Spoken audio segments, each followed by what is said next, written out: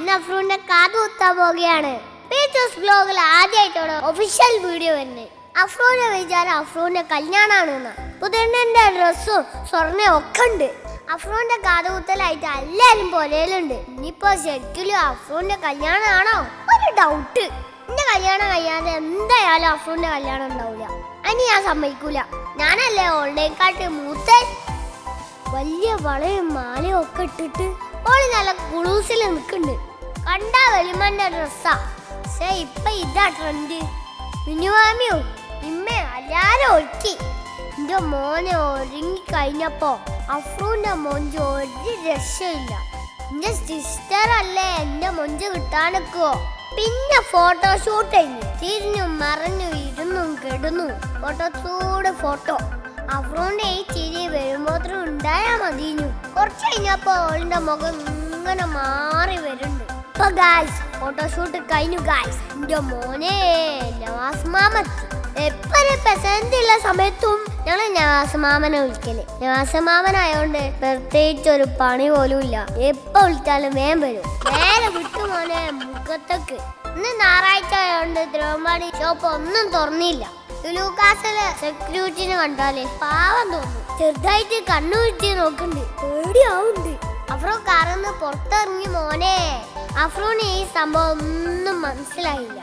ഓളുടെ വിചാരം സ്വർണ്ണമാല വാങ്ങി കൊടുക്കാൻ വന്നതാണ്.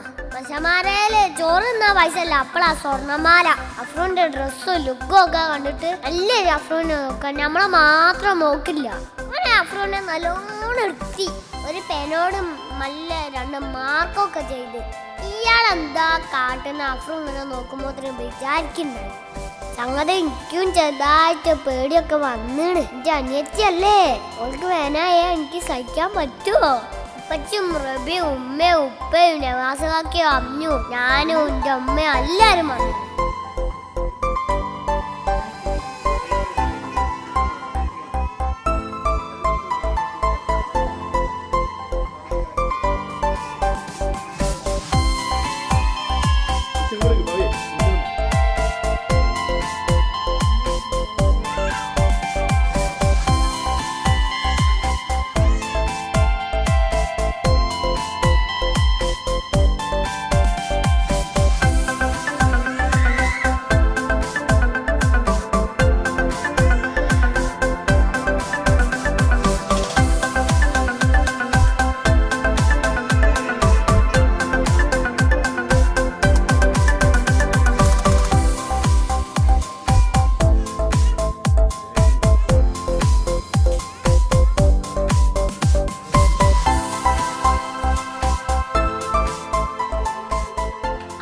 ചിരിക്ക് അധികം ആയുസ് ഉണ്ടായില്ല. ഒറ്റ വെടിയപ്പ് അപ്പൊ തന്നെ ഓള് നൊളോളിച്ച്. എന്റെ മോനെ എന്തൊരു കച്ചില കണ്ടിട്ട് സഹിക്കാൻ പറ്റുന്നില്ല.